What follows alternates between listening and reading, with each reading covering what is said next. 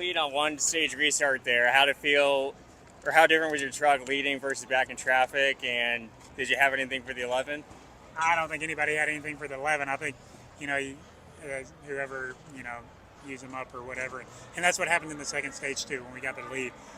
The 11 got used up by somebody there, and we were able to kind of squirt out there on the bottom and kind of set sail and built a big enough gap to where he was still getting close to us there at the end, but had enough to hold him off. So proud of that, but we just didn't have a winning Champion Power Equipment Chevy today. We had top 5 pace, I think, all day. One or two restarts feel like it was just a struggle to kind of get things going, get the tires up to temperature. But after that, if I could manage things, we were a solid truck and had solid pace, solid drivability. Just didn't have that extra when it come down to the green white checkered or a late race restart like we had. So overall, proud of the last few weeks for the RCR7 Motorsports guys. Feel like we've made progress, but I think the whole truck field has some work to do to catch up to that 11. We for sure do. But we're going to keep digging, and like I said, proud of our trajectory, proud of how we've unloaded and executed the last 3 weeks really. So overall, we'll just keep going and going to Charlotte. Where did you feel like he was beating you at today, especially when he was running you down in that lap traffic? I mean, I think all year long he's just had a little bit more grip. It doesn't matter clean air, dirty air. He just got more pace through the corner than the rest of us. But in general, our struggle point for our Champion Power Equipment Chevy was just able to, I couldn't get the angle that I wanted to on entry. I think it was showing up in a different part of the track, but that was kind of my biggest complaint from a grip standpoint. But and Jeff threw some stuff at it. We made gains on it. We started close and we gained on it in that direction the whole time. Just didn't have enough to truly fight with those guys. Given the way it worked out, we still I guess had a shot at it. But yeah, just overall proud of the execution, and we'll keep working. North Wilkesboro has been kind to you the past couple of years. How much do you enjoy coming here now that it's back on the schedule? I think it's just special in general. It's special to come out and watch a race here, much less compete. So this is a place that just makes you smile when you pull up here and kind of like going back in time, but obviously modern day racing, and still have a little bit of aero, still have a lot of mechanical. I know it's a new pave, but still going for a lot of mechanical grip out here. So just overall, it's a special deal. Everybody that camps, everybody that watches this race, everybody that competes is blessed to be here. And you mentioned the grip. Do you feel like the track surface is aging at all? Because it seems like it's pretty good for a repave. It's good for a repave, but I think it was last year too. I think overall they did a good job with when they paved it. I think they did a good job picking out the tires. But it is still, still a repaved track. So until we get some fall off, it's going to be hard to see some comers and goers. So in general, they did a great job.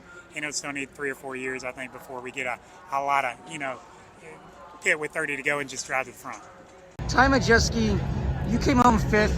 I heard you when you got out of your truck talk about that last lap incident. What did you see from your vantage point?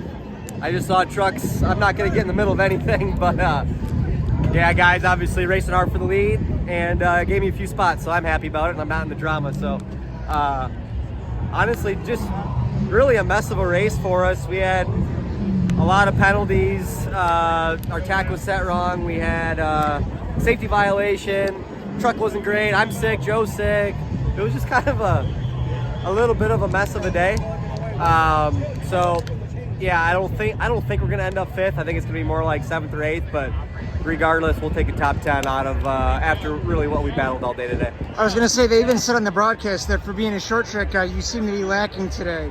Was it the setup, or what was the biggest thing you seem to be off? I think a lot of it, we just couldn't get over the hole. Like every time we get some track position back, we get a penalty. So I don't think it was really a lack of that much speed. I really feel like with track position, we would have been okay. We just never could get over that 15th to 10th place hump.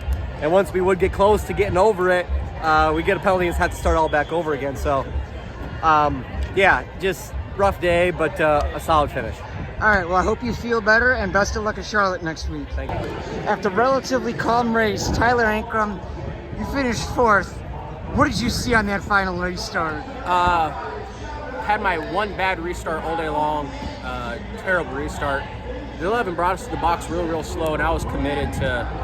Hey, bud. I was committed to just staying in second gear, and lugged it, and then just spun the tires. I'm really surprised that we're fourth. We were ahead of the 9 when the caution came out, but it comes down to timing lines, so I don't know what the timing lines are here. Yeah, great race. Started 13th, drove to the top 5, pretty much stayed there for the whole race. Messed up the balance a little bit on the second to last pit stop, just took too much air pressure out of the right sides and fell back there a little bit, but had a good third or second to last restart, able to get back to the top 5. Should you keep on getting better and better a little every single week. It was at 7 top 5s now? 7 top 5s, so we'll just keep on top 5ing them to death and we'll go win some more. And you're on this stretch, I believe it's 6 in a row. So how does a finish like this continue to build that confidence as you're doing week after week after week? Well, I mean, eventually you get tired of running top 5 every week. You want to just go win, run top 3. But we keep on bringing good equipment every single weekend. Ever since we blew up and ever since Vegas, like we don't make mistakes, and that's one of the reasons why we run top 5 is we're not making mistakes. We're just racing smarter, racing tougher.